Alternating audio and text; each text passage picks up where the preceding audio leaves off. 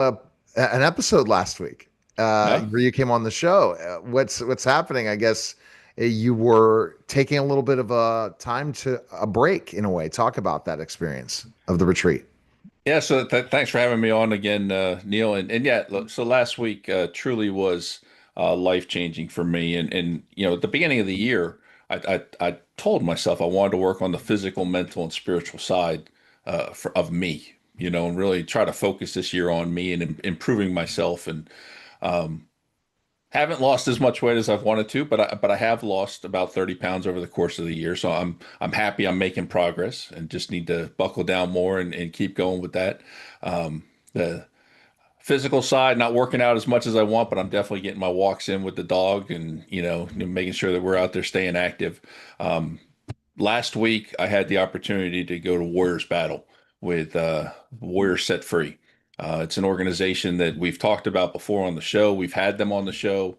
Eric Brew, one of our board members and season 2 and 3 co-hosts, as well as our bench warmer, if you will, as he calls himself sometimes, is the Georgia director for that. And they're based out of Michigan. And so we had 38 men out there, veterans, who were just absolutely moved by God. It was absolutely amazing to sit down and experience that whole thing. And the work that they're doing, that's making a huge difference in the world. I think it's that's so important, Shawn, to have that faith and peace that it brings, that you aren't alone. Yep. No, absolutely. And I have said it before kind of jokingly, but I always kind of had imposter syndrome when it came to being a Christian. So often I've heard people talk about, hearing the voice of God or feeling God's presence. And, I just never felt that. I've believed for years and, I've been baptized and I've sporadically gone to church, have not been as devout as I should. But this past week, I truly felt the presence of God and that is life changing. What I went through and what I experienced completely changed the way I feel. You know, just the way I look. Walking head up high. Shoulders back. Not cocky at all by any stretch of the imagination. Just confident. And it the whole thing was just absolutely amazing and to sit there and share that with so many other men and watch their transformations and watch what they went through and to understand that the power of God there is absolutely amazing and I know talking about God, religion, what have you, it can be offsetting. So some people don't like discussing it, some people don't believe that kind of thing, and that is your opinion and that's how you feel, and I would never disrespect somebody for that. But understand that for me, my life definitely was impacted. And, so I came home a different person and I'm much happier for it. And I'm glad to hear that because that gives you that balance in the hard grind of everyday life. And when you were sharing, when all the men were sharing their testimony, you just really you reflected on a lot of things, didn't you?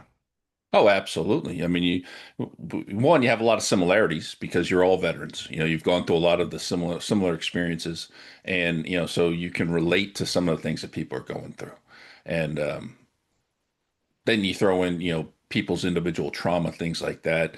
Some people can relate to those. They've been through the same type of thing. And just to be there for each other and lift each other up is powerful, because that's something we talk about all the time on Vet SOS is you lose your tribe, right? So you lose all your friends in the service when you leave and everything. And you don't have that camaraderie every day and you get kind of lost.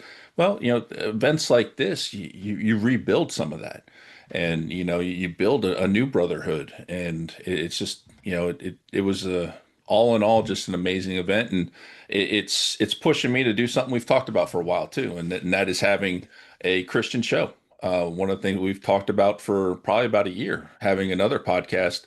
And so we're working on that, what that's going to look like right now. But the main focus of that's going to be veteran Christian testimonials. And, it's going to give our Christian brothers and sisters an opportunity to tell their story in that way.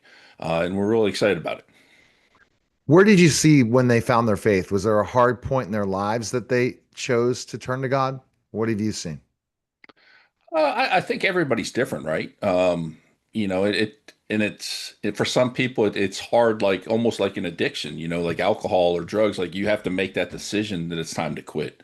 And so people have to make that decision to dedicate their life to God. And other people, it happened at the lowest point. Other people are looking for something and they finally find it. So everybody's a little different in that sense.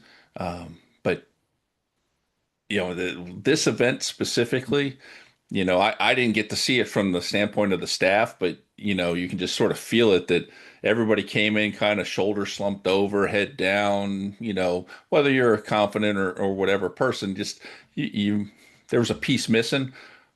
People left with heads up, shoulders back, confidence in themselves, and they were able to lay down a lot of things, and that's something that we've talked about in many circles. All the baggage that we carry when we leave the service, especially some of those guys that saw heavy combat. There's a lot of things that they're still carrying with and struggling, and this was a great opportunity for them to let go of a lot of that and move forward. That's powerful Yeah. when you're able to let go of those things. And we talked in many transition shows Hmm. with you and I together, and ones I've listened to. Ultimately, it's like you're used to doing things the same way over and over again, and you Yeah. make that dramatic change. And I think that also the hardest part is, how do you get productive? You shouldn't just retire after you retire from the military. There's more years of productive work for you to do, and there's more opportunity for you than ever. And it's a totally different environment. You're sitting in an office instead of being potentially battling, or up at and running and lifting weights and doing specific tasks and being told what to do, than to go into an environment where you have to manage yourself.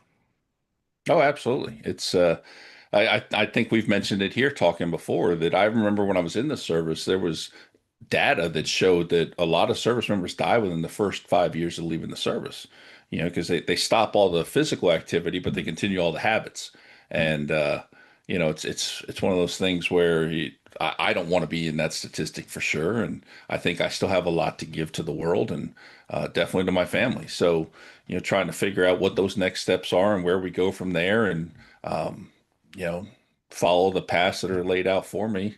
So I agree with you. It's one of those things where, I hope we can beat this isolationism thing. We can get people to get involved, find their community again, and find their purpose.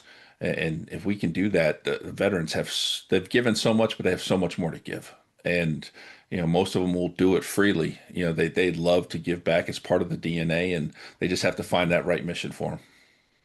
Way more to give, they have. Mhm. 100%. And that's the big thing. What can they give next? What's the next thing? And I think that, when a veteran comes, and this is the last question I have, and they're transitioning, I think you feel valued in the military. And do you think you get validated a lot in the military too? Not just valued, but validated?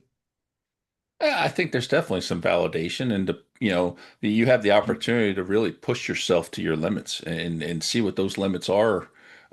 Especially if you go to some of the special schools like SEAL training or Rangers or things like that, where you can really test the limits of your body, your mental, physical strength, and so I definitely think that there's validation that can come through there. You're fighting for your country, which is a noble cause. And I'm not arguing one way or the other whether or not the government always makes the best decision, but you're there serving willingly. You raised your hand and you took that oath because you wanted to give back, you wanted to serve, and um, it, I, if you don't feel validated, I hope we can convince you that you are, because that in itself is just such a huge sacrifice. All right. VetSOSpodcast.com. Appreciate it, Absolutely. Shawn. And we'll talk Thanks a lot, soon. Neil. All right. You're listening and watching The Neil Haley Show. And we'll